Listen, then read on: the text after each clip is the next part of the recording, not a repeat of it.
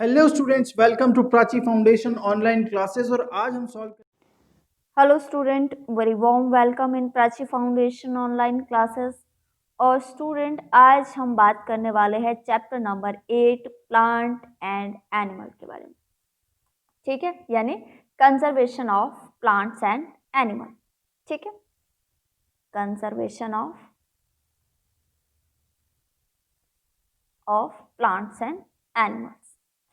तो बच्चों, इसमें हम किन किन टॉपिक को कंप्लीट करने वाले हैं। सबसे पहले हम इंट्रोडक्शन समझेंगे इस चैप्टर की। उसके बाद हम देखेंगे domestic consequences of deforestation. Deforestation का भी हम इंट्रोडक्शन में ही डेफिनेशन समझेंगे कि डिफॉरेस्टेशन होता क्या है। और उसके बाद हम बात करेंगे ग्लोबल कॉन्सिक्वेंसेस। ठीक है, तो बढ़ते हैं हम अपने आगे चैप्टर की तरफ। तो बच्चों, भारत एक विशाल यानी बहुत बड़ा देश है जो अपने डाइवर्स फॉरेस्ट इकोसिस्टम के लिए जाना जाता है। अब यहाँ पर बच्चों मैंने एक वर्ड यूज किया, डाइवर्स। ठीक है, क्या यूज किया? डाइवर्स। तो डाइवर्स का मतलब होता है बच्चों very different, very different, very different from each other, each other. ठीक है, तो यहाँ पर एक वर्ड मैंने और यूज किया, ecosystem.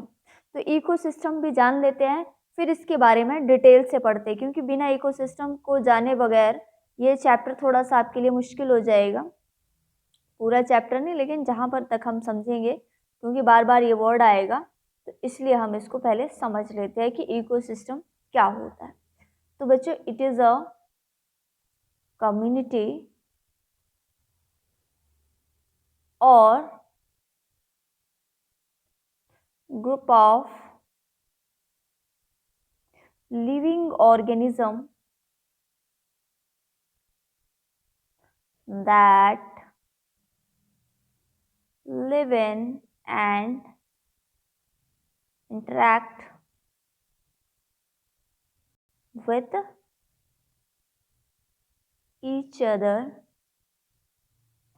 in a specific environment।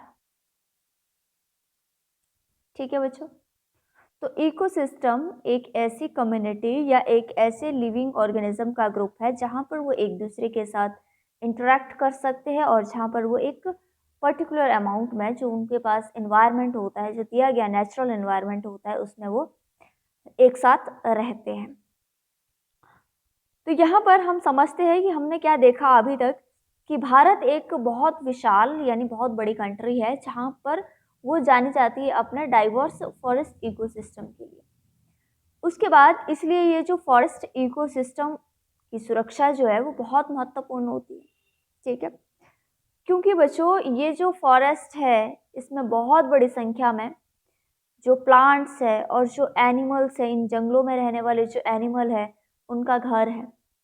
ठीक है, हालांकि बच्चों बड़े पैमाने पर यानी बड़े लेवल पर बहुत ज़्यादा संख्या में जो डेवलपमेंट प्रोजेक्ट लगाए जा रहे हैं, उसके लिए फॉरेस्ट की लैंड का बलिदान किया जा रहा है, यानी उनको काटा जा रहा है, जो कि अर्बनाइजेशन यानी movement of population into cities and away from rural areas, गांव से हटकर शहर का निर्माण करना और वहाँ पर लोगों का रहना, और इंडस्ट्रियलाइजेशन यानी it is the process by which an economy is transfer from primarily agriculture to one based on the manufacturing of goals.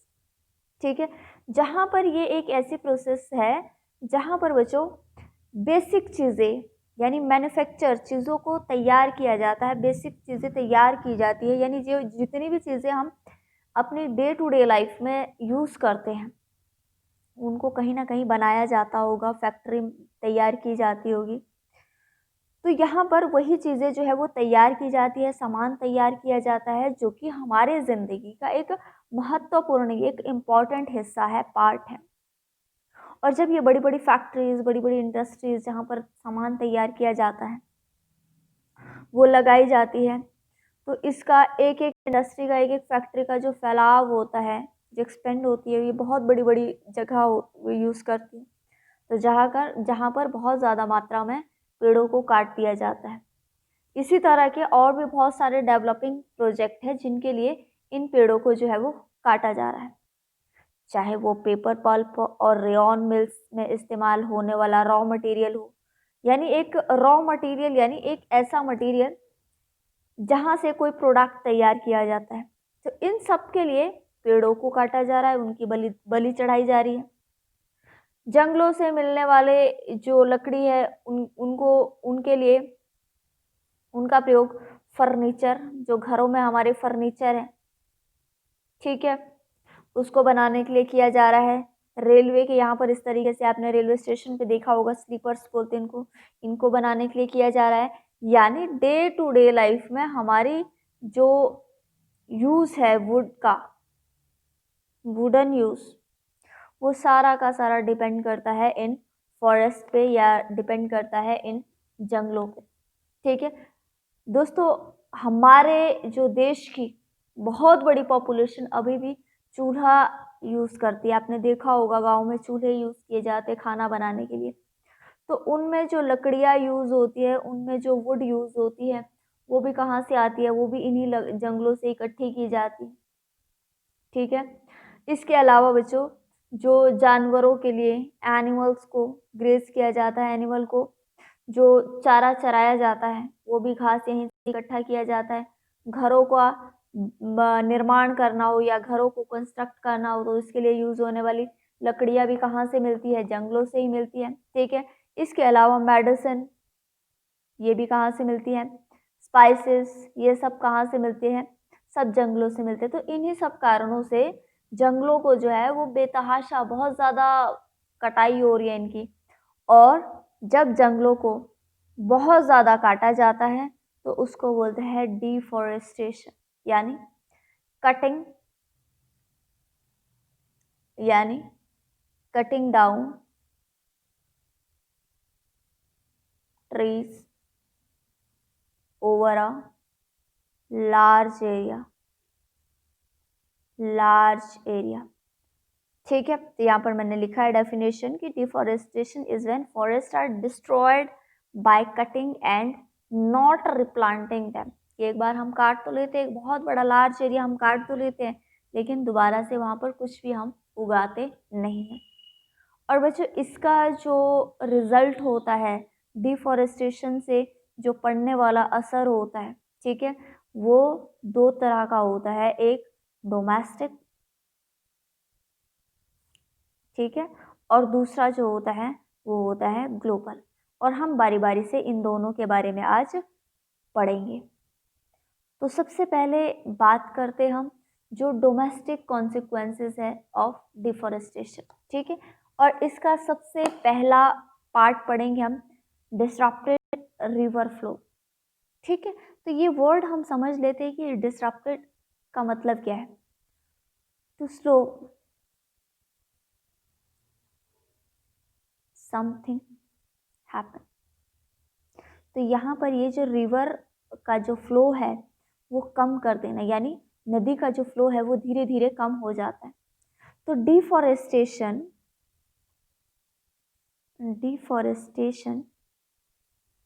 जहाँ एक और सॉइल इरोजन, ठीक है, को बढ़ाती है, वहीं धीरे धीरे रेनफॉल को भी डिक्रीज कर देती है। यहाँ पर एक चीज़ मैंने किया, सॉइल इरोजन। किसका यूज़ किया? सॉइल इरोजन का। तो एक बार इसको पढ़ लेते हैं, क्योंकि ये जो डेफिनेशन है बच्चों बार बार आएगी, तो इसलिए इसको समझ लेते हैं पहले। Soil erosion is the wearing away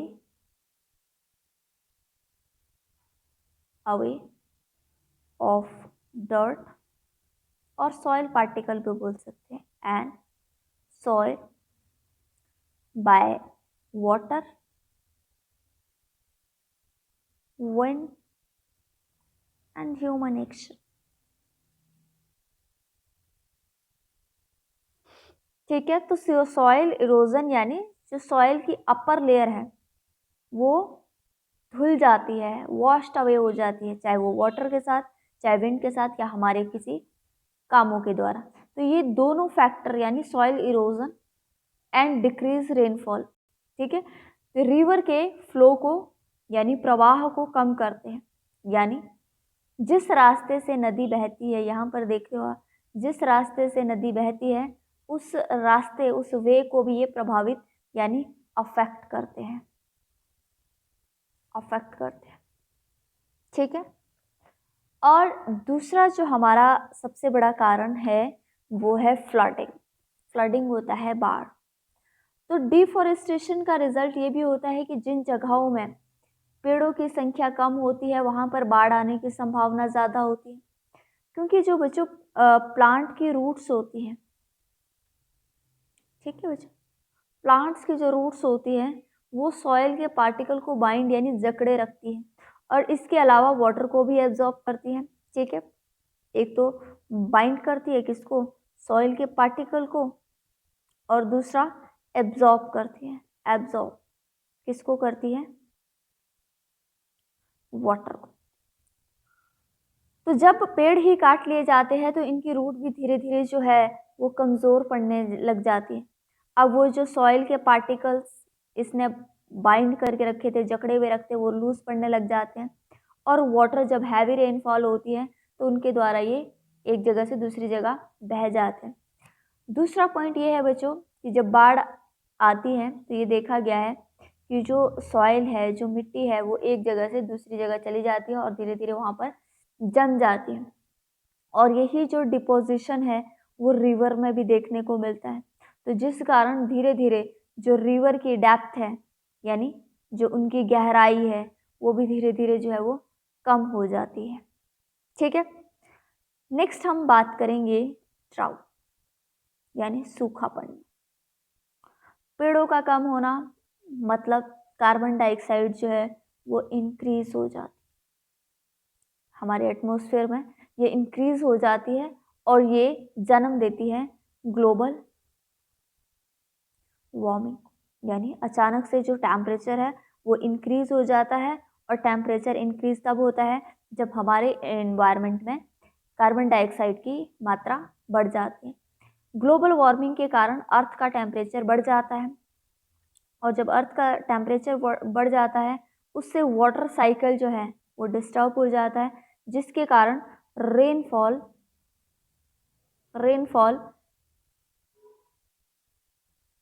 decrease हो जाती है और ड्राउट पड़ने की जो संभावना है वो बढ़ जाती है, ठीक है।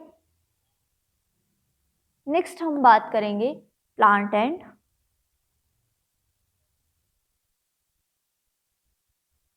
वाइल्ड लाइफ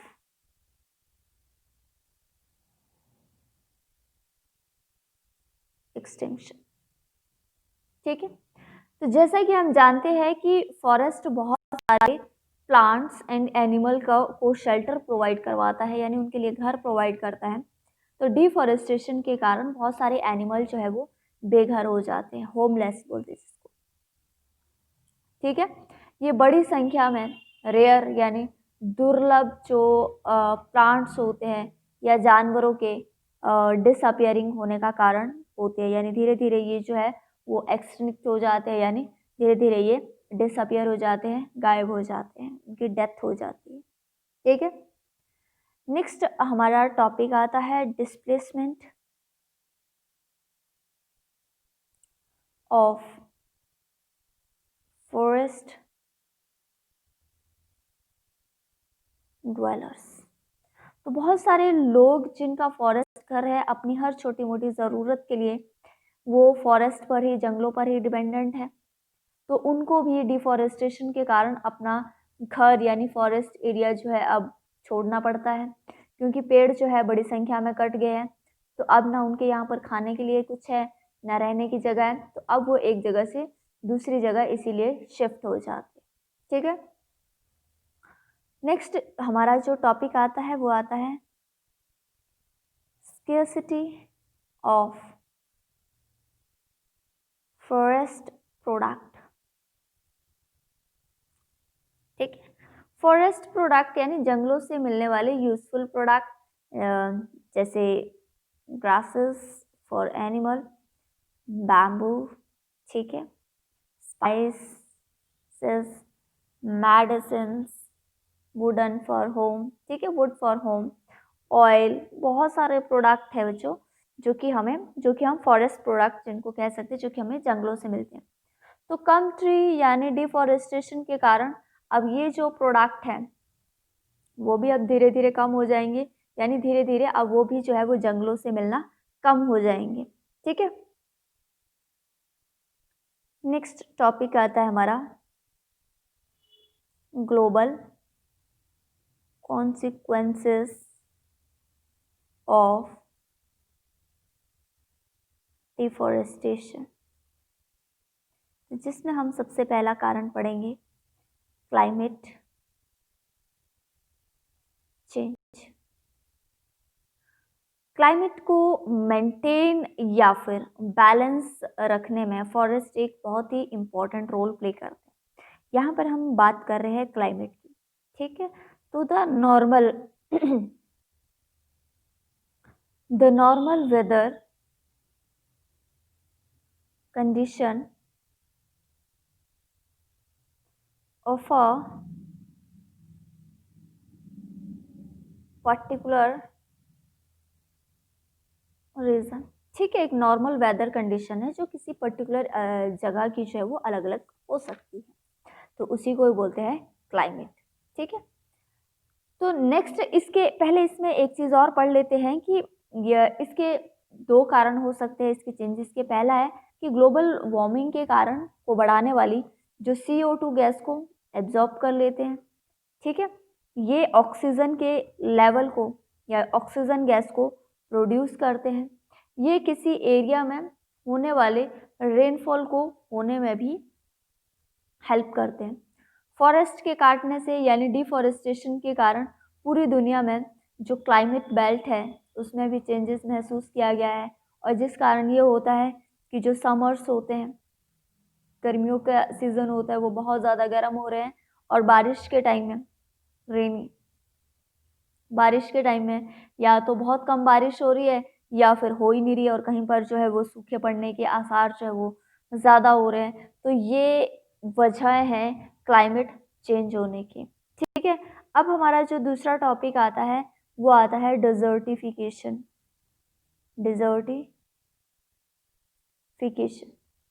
जैसे कि हमने पहले देखा कि डिफॉरेस्टेशन के कारण सॉइल इरोजन हो जाता है, यानी सॉइल की जो अपर लेयर है कई सारे एजेंट जैसे वाटर विंड के कारणों से जो फर्टाइल लेयर है वो वॉश्ड अवे बह जाती है, जिस कारण सॉइल पहली बात तो लेस फर्टाइल हो जाती है, कम उपजाऊ हो जाती है। फर्टाइल यानी उपजाऊपन, जिसमें अच्छे से कोई भी प्लांट या क्रॉप्स ग्रो हो सकती है। तो ऊपरी लेयर यानी अपर लेयर जब वॉश्ड अवे हो जाती है तो उसके कारण जो सॉइल है वो लेस फर्टाइल हो जाती है। और दूसरी बात यह है कि जो लोअर लेयर होती है वो कैसी होती है, रॉकी, थोड़ी सी पथरीली होती है। ठीक है, रॉकी लेयर होती है जिसको बोलते हैं पथरीली ज़मीन होती है, वो धीरे धीरे करके बाहर आने लग जाती है और वो जो लैंड है धीरे धीरे डेजर्ट में कन्वर्ट होने लगती है। ठीक है बच्चों, नेक्स्ट हम बात करेंगे ओजोन डिप्लीशन। डिप्लीशन का मतलब होता है रिडक्शन होता है धीरे धीरे कोई चीज़ कम होना।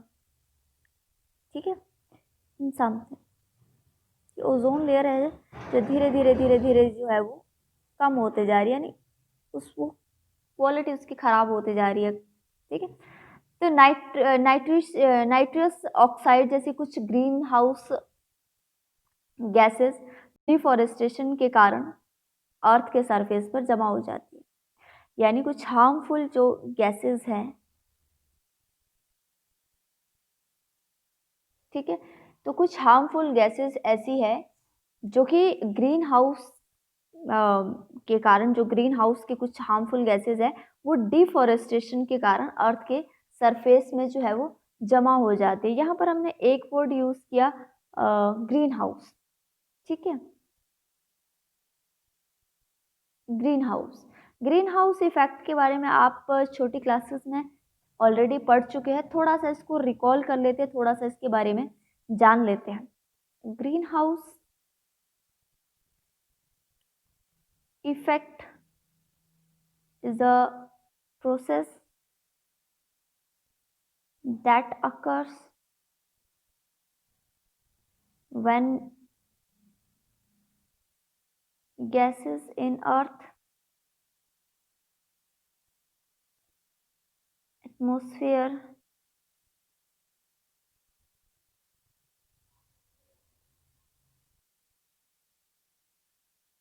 trap the sun's heat। ठीक, तो ग्रीन हाउस इफेक्ट में क्या बोला हमने कि एक ऐसी प्रोसेस है वह वो तब होती है when gases is earth atmosphere trap the sun's heat. ठीक है, जो कि अर्थ के सरफेस में जितनी भी गैसेस है वो सन की हीट को क्या करती है, ट्रैप करती है। तो ये गैसें ओजोन को भी रिमूव कर सकती है। ठीक है, जो कि स्ट्रेटोस्फेयर में एक प्रोटेक्शन शील्ड यानी सुरक्षा कवच बनाता है, जो कि सन से निकलने वाले यूवी रेज यानी अल्ट्रावायलेट रेज यानी हार्मफुल रेज को अर्थ तक पहुंचने से रोकता है। ठीक है, और ये एक ऐसी प्रोसेस होती है जिसमें ग्रीन हाउस इफेक्ट में जब गैसेस ट्रैप होनी शुरू हो जाती है तो जिसमें अर्थ जो है वो बहुत ज़्यादा वार्म हो जाती है। ठीक है, और ग्रीन हाउस का जो प्रभाव है अगर धीरे धीरे कम होने लग जाए तो यहाँ पर रहने लायक भी जगह नहीं रहेगी। तो जिस कारण हमें अपने इन्वायरमेंट को, जो कार्बन डाइऑक्साइड की मात्रा जो धीरे धीरे बढ़ रही है उसको रिड्यूस करना होगा, ताकि ये ओजोन लेयर जो है वो डिप्लीशन ना हो उसका, और सन की जो अल्ट्रावायलेट रेज है, ये हानिकारक जो रेज है ये हम तक ना पहुँचे। तो ये था हमारा चैप्टर का एक पार्ट जो हमने पढ़ा, और अब आप इसको रिवाइज करिएगा, इससे रिलेटेड जो डाउट होंगे वो आप पूछिएगा, और उसके बाद हम